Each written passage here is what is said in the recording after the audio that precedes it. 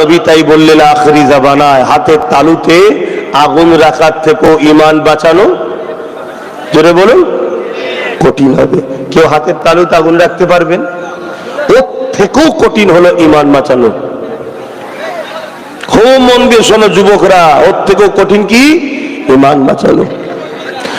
কেননা নবী আমার জানালেন আমার উম্মত দাবিদারদের মধ্যে থেকে ৭৩ দলে বিভক্ত হবে, ৭২ দল জাহান্নামী হয়ে যাবে, একটি দল মাত্র জান্নাতি হবে।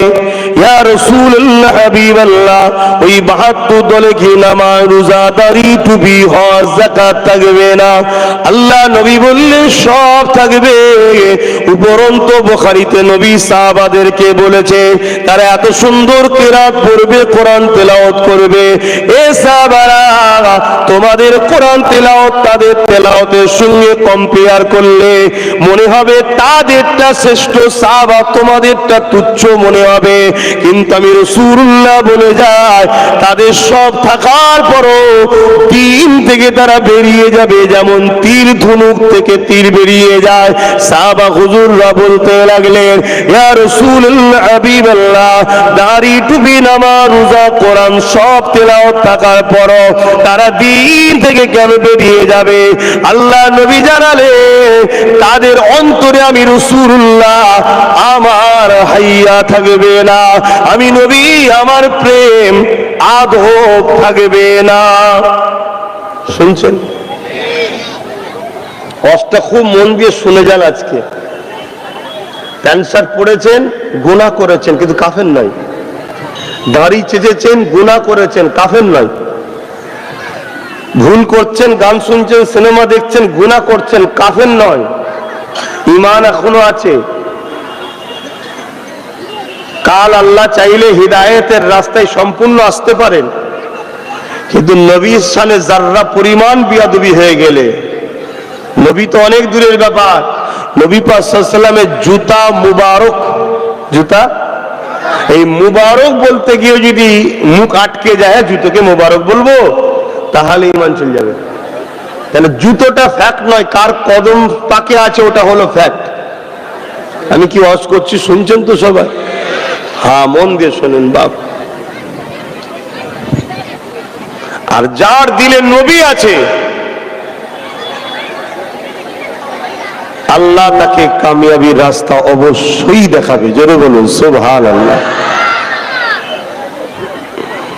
এই যে গাছগুলো দেখছেন কত ডাল পাতা রয়েছে দেখুন। যদি কেউ ডালগুলো কেটে ফেলে, পাতাগুলো ঝরে যায়, গাছটা কি মরে যাবে? কেন মরবে না? আমি একটু ভূমিকাটা দিয়ে নি, তারপর আরো আলোচনায় যাব। একটু সরাসরি দেন, কেন মরবে না? ওর মূল আছে। মূলটা কোথায় থাকে? মাটির নিচে। তার মানে মূলটা হলো দামি জিনিস, দামি জিনিস সেফটিতে থাকে। ডাল কাটলে লোক কিন্তু সমালোচনা করবে, এই ডাল কাটছিস কেন, দেখা যাচ্ছে, কিন্তু ডাল কাটার পরেও কিন্তু বেঁচে থাকবে। মূল ঠিক থাকার জন্য দেরি হলো, আবার ডাল গজাবে, আবার পাতা গজাবে। কিন্তু আর একটা গাছ, যে গাছের ডালপালা কেউ কাটেনি, কিন্তু গাছের দরদি সে যে গাছের গোড়ায় বসে গরম পানি দিয়ে মূলটাকে মেরে দিচ্ছে, ও গাছটা একেবারের মতো শেষ, আর বাঁচবে কোনোদিন? পাতাটা তার কোনোদিন ডালপালা কাজে লাগবে? সব শেষ। এই গাছটা হলাম আমরা, ডালপালা হলো নামাজ রোজা দাড়ি টুপি হজ যাকাত। এগুলোর উপরে কেউ বললি কিন্তু দেখা যায়, তাই এগুলোকে কেউ কাটতে যাচ্ছে না। মুনাফিকরা গাছের দরদি সেজে, আমাদের দরদি সেজে, ইসলামের দুশমনদের টাকালি আমাদের সঙ্গে বসে ওই মূলটা হলো আমাদের ঈমান, ওখানে গরম পানি দিচ্ছে। তার মানে আমার নবীর শানকে ছোট করছে, আমার নবীর প্রেম ভালোবাসা আমাদের থেকে কেড়ে নিচ্ছে। কেন? আমি আবার একবার রিপিট করছি, আমাদের দিলে যদি নবীর প্রেম ভালোবাসা থাকে, পৃথিবীর কোনো শক্তি নেই আমাদের মিটাতে পারবে। জোরে বলুন সুবহানাল্লাহ। আমরা সবাই বলি আল্লাহ আপনার রহমত ছাড়া বাঁচা যাবে না। আমার আগে মৌলানা সাহেব আলোচনা করছিলেন ওমা আরসালনাকা ইল্লা রাহমাতাল লিল আলামিন। এই রহমতটা আল্লাহর কি? আল্লাহর রহমত ছাড়া বাঁচা যাবে না। আল্লাহর রহমতটা হলো আল্লাহ পাকের বন্ধু মুহাম্মদুর রাসূলুল্লাহ।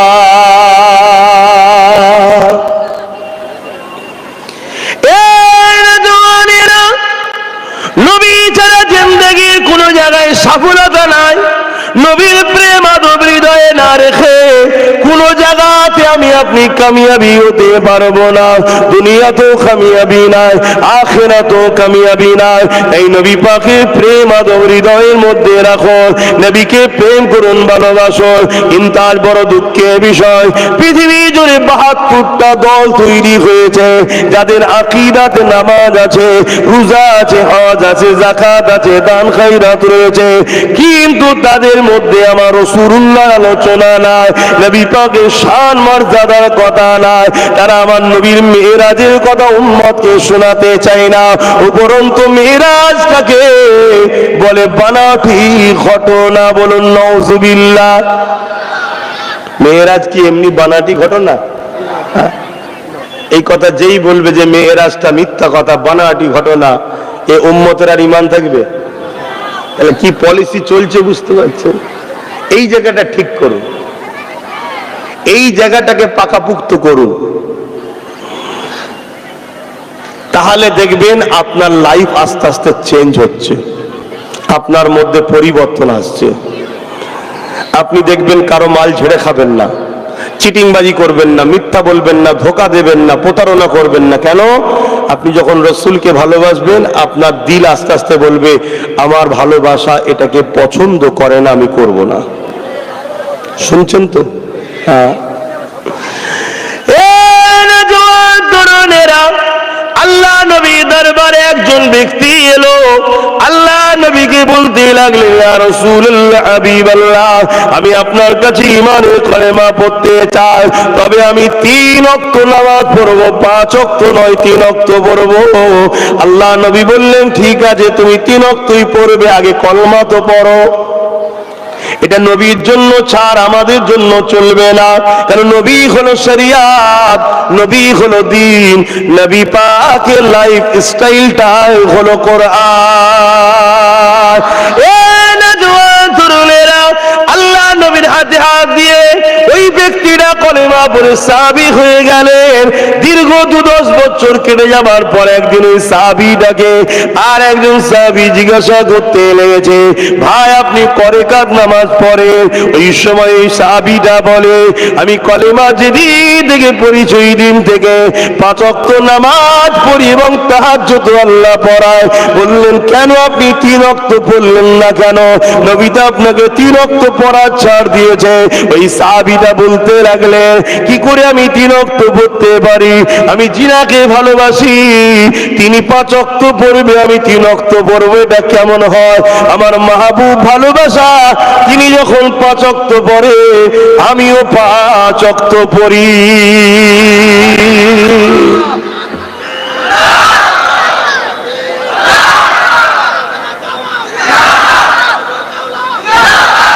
তাহলে আমাদের হৃদয়ে নবীর প্রেম নেই বলেই আজকে কিন্তু আমরা ধ্বংসের দিকে। নবীর প্রেম হৃদয়ে আনুন, নবীর ভালোবাসা হৃদয়ে আনুন। তাহলে আমাদের থেকে কি কাটতে চাইছে ভাই? বলুন, ঈমান। আর এটা একদিন ধরে নয়, অনেক দিন ধরে চেষ্টা করে। যারা চেষ্টা করে তারা মাঝে মাঝে আবার ঠোকর মেরে দেখে যেগুলো বেঈমান হলো কিনা।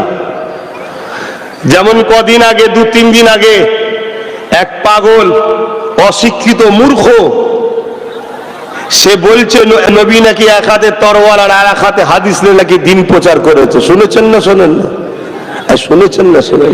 হ্যাঁ, এসব শয়তানের চালাগুলো, এদের লক্ষ্য আমাদেরকে শেষ করে দিবা। এরা এই কথাগুলো বলে টেস্ট করে যে উম্মতে মুহাম্মাদি জেগে আছে না ঘুমোচ্ছে। কিন্তু বড় দুঃখ, আমাদের ঈমান এত দুর্বল, এর বিরুদ্ধে কোনো প্রতিবাদ, লড়াই বা একে উপযুক্ত শাস্তি আমরা দিতে পারি না। দরুদ শরীফ আল্লাহুম্মা সাল্লি আলা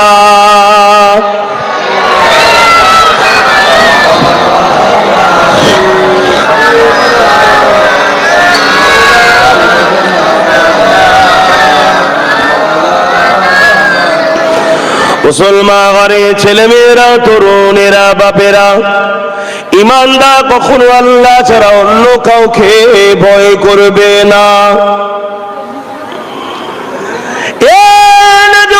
তরুণেরা আল্লাহকে যারা ভয় করবে, ফায়দা কি হবে?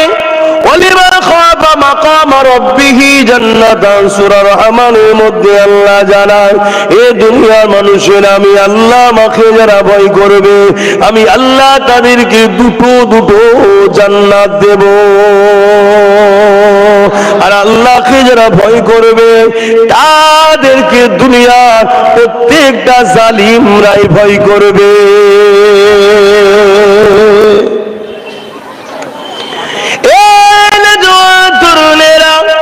আল্লাহ নবী সাহাবাদের দিকে শিক্ষা নেন, সাহাবা হুজুরদের ঈমান কেমন ছিল, আল্লাহ নবীর উপরে কত মুহাব্বত ভালোবাসা ছিল।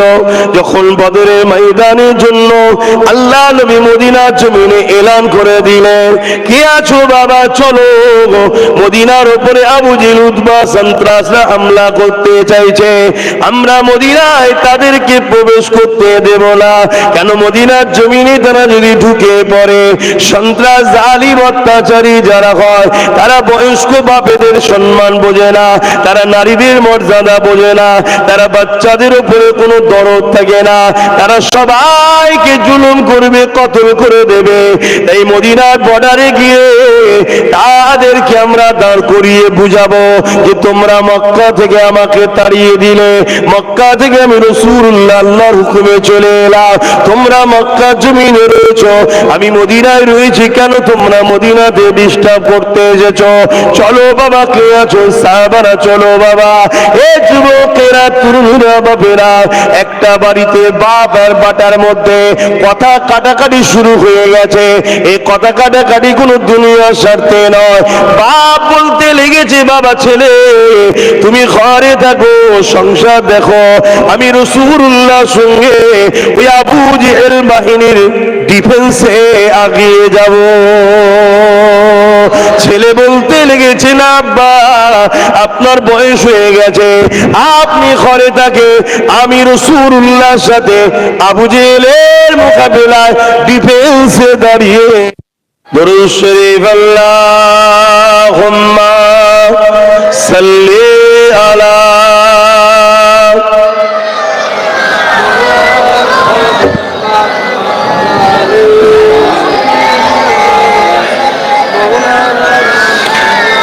এখানে একটা মসলা আপনাদেরকে বলে দিই, জুলুম করা ইসলামে হারাম, জান বাঁচাবার জন্য ডিফেন্স করা ইসলামে ফরজ।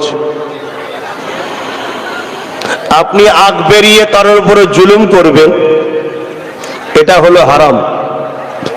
কিন্তু কেউ আপনাকে হত্যা করতে আসছে, আপনার মা বোনেদের ইজ্জত আবরু লুটার চেষ্টা করছে, আপনার অস্তিত্বকে মিটিয়ে দিবার চেষ্টা করছে, আপনার মসজিদ মাদ্রাসাকে বিরান করে দিতে চাইছে, ওই সন্ত্রাসদের হাত থেকে আপনি নিজের জান ও পরিবার ও নিজের সমাজ ব্যবস্থা ধর্মীয় রক্ষা করার জন্য আপনি যদি বুঝাতে যান এবং বুঝাতে গিয়ে অবুঝরা না বুঝে যদি ডিফেন্স লড়াই লেগে যায় আর আপনি ডিফেন্সে নামেন, এটা হলো ফরজ, করতেই হবে। জোরে বলুন সুবহানাল্লাহ।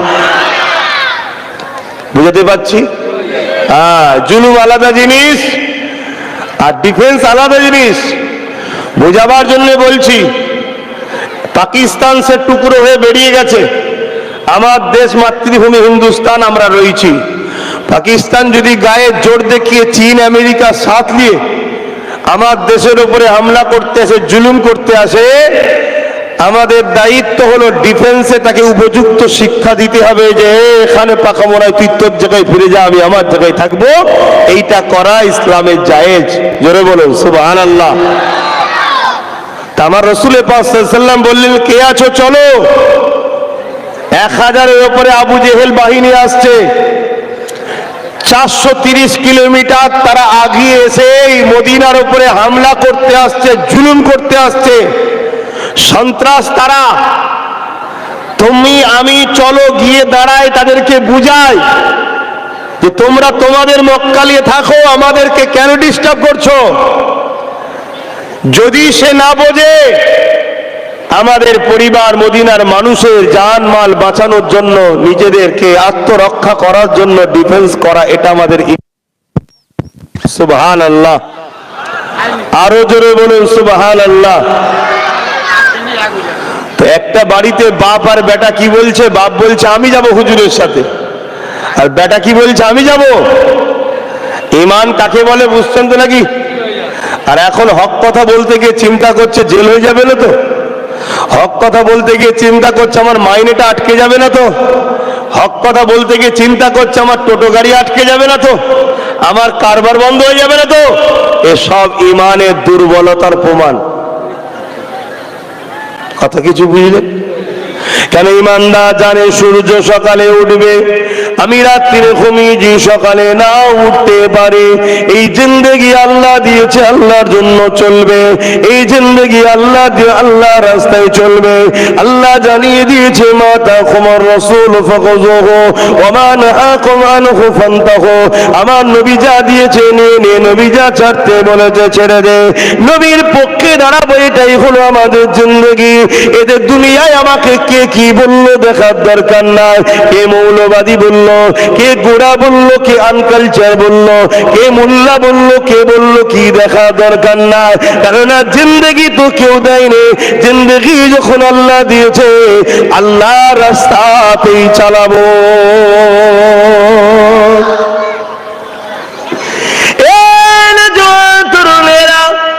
এই বাপ আর বেটার কথাটা আল্লাহ নবীর কাছে চলে এলো, আল্লাহ নবীর কাছে বিচার এসে গেল। বাপ বলতে লেগেছে আর রাসূলুল্লাহ হাবিবাল্লাহ, আমি আমার ছেলেকে বলছি ঘরে থাকতে, ও থাকতে চাইছে না, ও আপনার সঙ্গে যেতে চাইছে। হুজুর আপনি আমাকে ইজাজত দেন, ছেলেকে ঘরে থাকার জন্য ইজাজত দেন। ছেলে বলছে না ইয়া রাসূলুল্লাহ। কেন? আবু জেহেল 1000-এর উপরে, তাদের হাতে অস্ত্র তরোয়াল রয়েছে, তীর বল্লম রয়েছে। ইয়া রাসূলুল্লাহ আমাদের সংখ্যা অনেক কম, আমাদের তো কেউ কিছুই হাতে নাই। তাই হুজুর আমি যুবক ছেলে, আমাকে ইজাজত দেন। বাপ মুরব্বী মানুষ ঘরে থাকো। আল্লাহ নবী বড় খুশি হয়ে গেলেন। সাহাবাদের এই আল্লাহর রাহে হকের পক্ষে জীবন বলিদানের কথা দেখে রাসূলুল্লাহ বড় খুশি হলেন। আল্লাহ নবী বললেন আমার সাহাবারে, এ মুরব্বী সাহাবী, তোমার ছেলে ঠিক বলছে বাবা, তুমি ঘরে চলে যাও, তোমার বয়স হয়েছে, যুবককে যেতে দাও, যুবককে যেতে দাও। যুবক বড় খুশি হয়ে গেল। আর মুরব্বী বাপটা আসমানের দিকে মুখ করে বলছে আল্লাহ কেন আমার বয়সটা হয়ে গেল, না আমি রাসূলুল্লাহর সাথে না ইনসাফ গরিবের পক্ষে দাঁড়াতে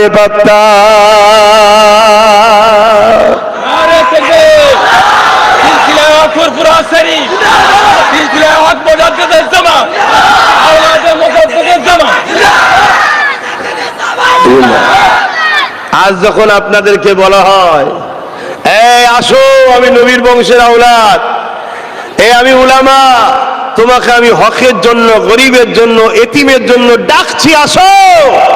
আমার নবীর উম্মত দাবিদাররাই 200-500 টাকায় বিক্রি হয়ে যায়। আছে না? না, এটা ইমানের দুর্বলের কারণ। এটা কিসের কারণ? এজন্যই তো আমরা মার খাচ্ছি, দুর্দশা আমাদের এজন্যই তো খারাপ। আমরা বিক্রি হওয়া শুরু হয়েছি। আর সাহাবা হুজুরদের ঘরে খ্রিস্টান রাজা বন্দী করেছে হযরত আব্দুল্লাহ হুজুরকে। ইতিহাস আপনারা শুনেছেন, আমার নবীর এক সাহাবী বন্দী করেছে। খ্রিস্টান রাজা তার দেশের অর্ধেক রাজত্ব দেবে বলছে, সুন্দরী নারীর সঙ্গে বিবাহ দেবে বলছে, শুধু বলছে ইসলাম থেকে সরে আসো। সাহাবী বললেন আমি মরণকে পছন্দ করি, আল্লাহ ও রাসূল ছাড়া পছন্দ করি না। জোরে বলুন সুবহানাল্লাহ। আর সেই নবীর উম্মত আজকে 200-500-1000-এ বিক্রি হই আমরা। তাহলে আমাদেরকে মারবে না, লুটবে না, আমার মসজিদের উপর আঘাত দেবে না, আমার ওয়াকাফকে লুটবে না, তো কাদেরকে লুটবে ভাই? আমাদেরই তো কর্মের ফল। তবে আল্লাহ তার ঘরের তো হিফাজত করবে ইনশাআল্লাহ, কিন্তু আমরা আল্লাহর পক্ষে যখন নয়, আল্লাহ আমাদের রাখবে কেন? বাজার থেকে ধরুন বুঝাবার জন্য বলছি, একটা কিছু কিনে আনলেন, ধরুন এটা পাখা কিনেছেন, এই গরম আসছে, পাখা কিনেছেন, কি জন্য কিনেছেন, উদ্দেশ্য কি? হাওয়া খাবেন। ঘরে দেখছেন পাখা চলছে না, ওই পাখাটা আপনি নেবেন, রাখবেন? আপনি যদি এটা ভালো বোঝেন, আমার আল্লাহ আমাদেরকে সৃষ্টি করেছে একটা কারণ, তো সেই কারণে যদি আমরা না থাকি, আল্লাহ আমাদের রাখবে কেন? বলুন, আল্লাহ কেন রাখবে? তো এখনো সময় আছে, যুবকেরা পরিবর্তন হয়ে যান, আল্লাহ নবী সাহাবাদের দেখে আদর্শ জীবন গড়ুন। সাহাবা হুজুররা প্রতিটা লড়াইয়ের ময়দানে যাবার সময় দূরে গাছ শুকরানা নফল নামাজ পড়তেন, পরে আল্লাহ পাকের কাছে ফরিয়াদ করতে থাকতেন, ও রব্বি আল্লাহ পাক, আপনার কাছে দোয়া চাই, মালিক হকের জন্য, গরিবের জন্য, ইনসাফের জন্য, ন্যায়ের জন্য, আপনার জন্য, রসুলের জন্য, জালিমদের অত্যাচারের মোকাবিলায় আমরা দাঁড়াতে যাচ্ছি।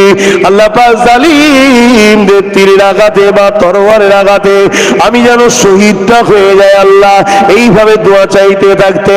তিনাদের মধ্যে থেকে একজনের নাম বলছি শোনেন, হযরতে সালাম করে হযরতে খালিদ বিন ওলীদ, যিনি আমার রাসূলুল্লাহর পক্ষে দাঁড়িয়ে, ইসলামের পক্ষে দাঁড়িয়ে 125 খানা লড়াই করেছিল, গরিবের পক্ষে, ইনসাফের পক্ষে, ইনসানিয়াতের পক্ষে, মানবতার পক্ষে, সভ্যতার পক্ষে, সন্ত্রাস আবু জেহেল, উতবা, সাইবা, মুনতাদের বিরুদ্ধে। তরুণেরা বাপেরা, এই 125টা লড়াইতে হযরত খালিদ বিন ওলীদ আল্লাহর কাছে দোয়া চাইতে থাকতেন, আল্লাহ আমি যেন জালিমদের আঘাতে শহীদ হতে পারি, আপনার পক্ষে দাঁড়িয়ে মৃত্যু হবে, মরণটা কত সুন্দর না হয়। 125টা লড়াইতে আল্লাহ পাক খালিদ বিন ওলীদকে বিজয় দান করে দিয়েছে।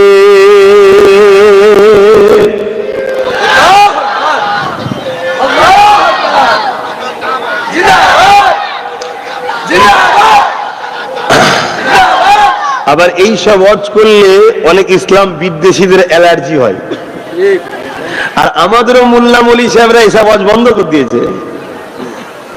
শুনছেন তো, এখন শুধু ফাজাইলের ওয়াজ হয়, এই দোয়া পড়লে এত নেকি, এই দোয়া বললে এত নেকি।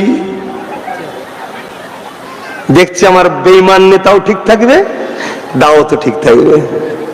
শুনছেন না? শোনেন, মুনাফিক চেনেন, বারবার বলে যাচ্ছি, তোমাদেরকে কেউ মিটাতে পারবে না। তোমাদেরকে যদি কেউ মিটায়, তোমাদের আস্তানের মধ্যে, তোমাদের ঝুলির মধ্যে তোমাদেরই থাকা মুনাফিক উলামা গুলো তোমাদেরকে মিটিয়ে দেবে, যারা তোমাদের ওই ভেতরের পাওয়ারটা কেড়ে নেবে। এইটুকু শুধু আমার কথা আজকে স্মরণ করে যাও। আমার কথা খারাপ লাগছে নাকি কারো? আমি বাঁচাবার চেষ্টায় বুঝাচ্ছি, দেখো যদি নিতে পারো। কেননা ইতিহাসের পাতা সাক্ষী দেয়, আল্লাহ নবী নূহ নবীর হাতে হাতে আবু বকর সিদ্দিক ইসলামের মধ্যে আসলেন, আমার নবী দ্বীনের মধ্যে আসলেন। অপরদিকে আব্দুল্লাহ ইবনে উবাই, সেও নবী পাকের হাতে হাত দিয়ে দ্বীনের মধ্যে আসলো। বলল হযরতে আবু বকর সিদ্দিকীর দাড়ি, টুপি, জুব্বা, পাগড়ি ছিল। আব্দুল্লাহ ইবনে উবাইও দাড়ি, টুপি, জুব্বা, পাগড়ি ছিল। হযরতে আবু বকর সিদ্দিক নবী পাক ইমামতি করতেন, আবু বকর সিদ্দিক তিনার পিছনে ইক্তেদা করে নামাজ পড়তো। আব্দুল্লাহ ইবনে উবাইও নবী ইক্তেদা করতো, তিনার পিছনে নামাজ পড়তে। এ যুবকের, আবু বকর সিদ্দিক নবীর সঙ্গে হজ করেছে, আব্দুল্লাহ ইবনে উবাইও নবীর সঙ্গে হজ করেছে। আবু বকর সিদ্দিক নবীর সঙ্গে জিহাদের ময়দানে গেছে, আব্দুল্লাহ ইবনে উবাইও গেছে। হযরত আবু বকর সিদ্দিক নবীর কদমে দান করেছে, আব্দুল্লাহ ইবনে উবাইও দান করেছে। কিন্তু বিষয় হলো এটাই, আব্দুল্লাহ ইবনে উবাই জাহান্নামী ঘোষণা হয়েছে কোরআনে, আর আবু বকর সিদ্দিক দুনিয়া থেকে জান্নাতে সার্টিফিকেট পেয়েছে। তরুণেরা, কারণটা কি? এটাই এটাই তো বুঝতে হবে, নামাজ তো দুদিকে রয়েছে, রোজা দুজনেরই রয়েছে, দাড়ি টুপি জুব্বা পাগড়ি আবু বকর সিদ্দিকের রয়েছে, আব্দুল্লাহ ইবনে উবাইর রয়েছে, নবী পাকের হাতে হাত আবু বকর সিদ্দিক দিয়েছে, আব্দুল্লাহ ইবনে উবাইও দিয়েছে। নবী যখন হজ করতেন আবু বকর সিদ্দিক বসতেন, আব্দুল্লাহ ইবনে উবাইও বসতেন, কিন্তু একজন জান্নাতের সার্টিফিকেট পেল, একজন জাহান্নামী হয়ে গেল। এর কারণটা কি? এর কারণ আবু বকর সিদ্দিক বলেছে ওর মধ্যে যা আছে আমার মধ্যে তাই আছে, কিন্তু আমার মধ্যে যা আছে ওর মধ্যে তা নাই। ওর নামাজ আছে আমি আবু বকরের রয়েছে, ওর রোজা আছে আমারও আছে, ওর হজ আছে আমারও আছে, ওর দাড়ি টুপি পাগড়ি রয়েছে আমারও রয়েছে, এই দিক দিয়ে ওর যা আছে আমারও তাই আছে। কিন্তু আমি আবু বকর, আমার হৃদয়ে কলবে আল্লাহ নবীর প্রেম আদব রয়েছে, যেটা আব্দুল্লাহ ইবনে উবাইয়ের নাই। ও মুনাফিক, এজন্য জাহান্নামী। আর আমি আবু বকর নবীর প্রেম আদব থাকায় জান্নাতি হয়ে গেছি।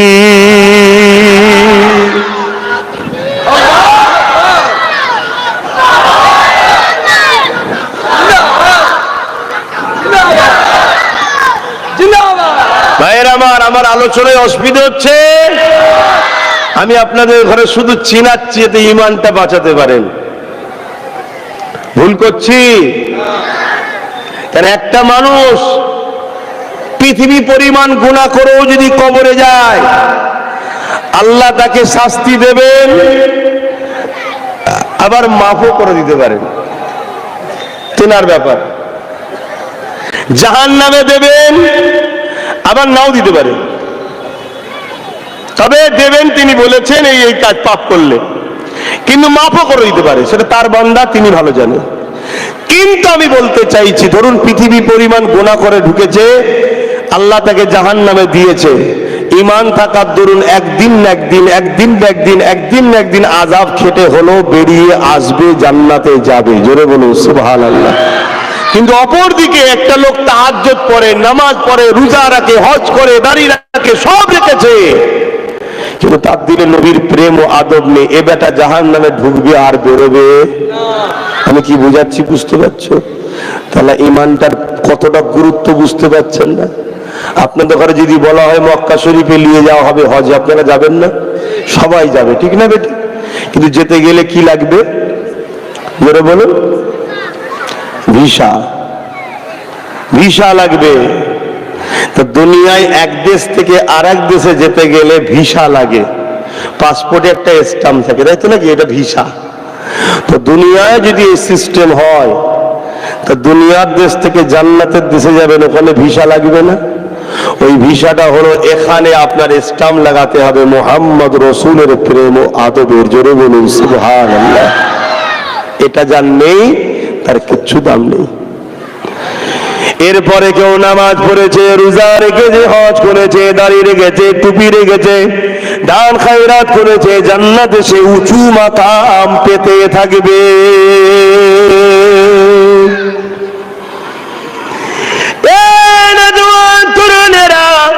আল্লাহ নবী সাহাবারা নবীকে কিভাবে ভালোবেসেছে।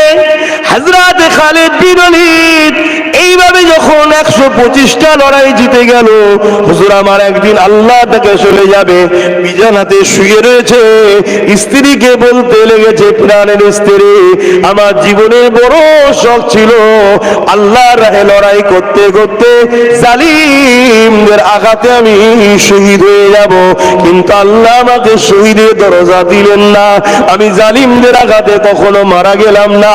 কত বড় বড় লড়াই করেছি, 12,000 সৈন্য নিয়ে, 3,000 সৈন্য নিয়ে, 10,000 সৈন্য নিয়ে 2 লক্ষ রোমের বিরুদ্ধে খালিদ বিন ওলীদ লড়াই করে জিতে এসেছে। এত বড় বড় লড়াই করেছি, এত বড় বড় যুদ্ধে গেছি, কিন্তু আমার মনে তামান্না ছিল শহীদ হব, হলাম না। কিন্তু আমার শরীরটাকে চেক করে দেখো, কোন জায়গা থেকে অস্ত্র দাগ ফাঁকা রয়েছে। স্ত্রীর শরীরকে চেক করে দেখতে লেগেছে, কোন জায়গাতে তরোয়াল বল্লম তীর লাগেনি, এমন কোন জায়গা শরীরে নেই। এরপরও কিন্তু মৃত্যু হয়নি। কেন এ কথা বলছি, আল্লাহর পক্ষে থাকলেই যে মরণ হবে আর আল্লাহর পক্ষে থেকে সরে গেলেই যে বেঁচে থাকবেন এমনটা নয়। মৃত্যু কার কিভাবে হবে আল্লাহ সিলেক্টেড করে রেখেছে। কিন্তু তুমি যদি ইরাদা করো আমি হকের পক্ষে থাকবো, আমি গরিবের পক্ষে থাকবো, আমি এতিমের পক্ষে থাকবো, আমি মুসলিমের পক্ষে থাকবো, আমি মা বাপের পক্ষে থাকবো, আমি ইনসাফ ইনসানিয়াতের পক্ষে থাকবো, আরে যেগুলো বলছি এগুলোর নামই তো ইসলাম। ইসলাম কাকে বলে সেটাই তো বুঝলাম না। আমাদের তো ইসলাম বোঝানো হচ্ছে দাড়ি টুপি নামাজ রোজা,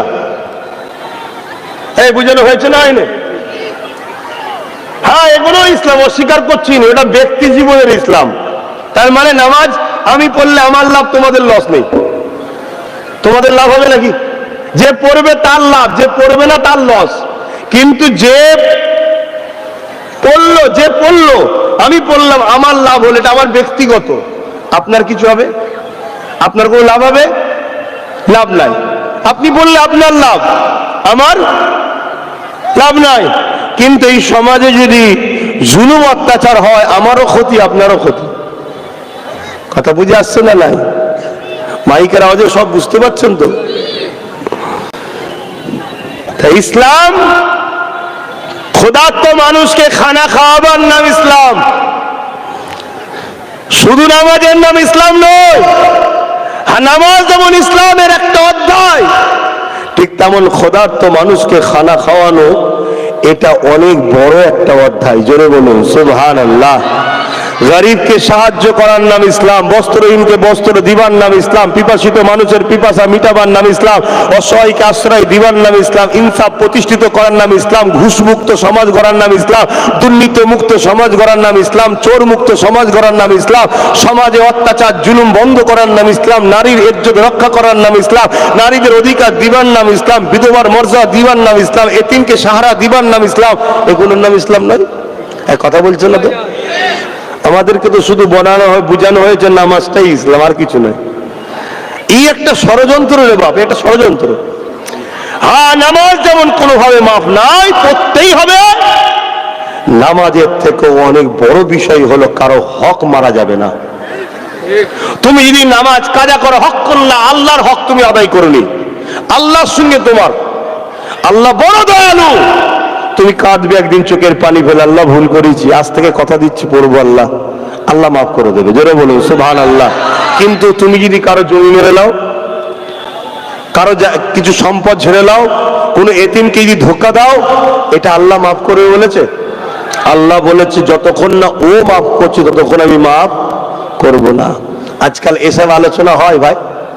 তাহলে কথা বলবেন তো না? আলোচনা হলেই এলাকার সব নেতা খেতাদের অসুবিধা হয়ে যাবে, কেন সব 2 নম্বর হয়ে গেছে। তখন কথা কি কষ্ট দিতাম নাকি? আরে সত্য কথা বাপ, সত্য কথা। এই জন্য মোল্লা মৌলী সাহেব যারা আছে তারাও দেখছে এসব আজ করার দরকার নেই, প্লেন দুটো কথা বলে যে আমার নেতারাও ঠিক থাকবে আর জলসাও ঠিক থাকবে। তাহলে এরা ইসলাম বাঁচাতে নেমেছে না ইসলাম মিটাতে নেমেছে? আখেরি জামানা। আল্লাহ নবী তাই বললেন 73 দল হবে, 72 জাহান্নামী হবে, 1টি দল জান্নাতি হবে। কোন দল জান্নাতি হবে? নবী বললেন যে দলে আমার নীতি আদর্শ কথাবার্তা চাল চলন রয়েছে,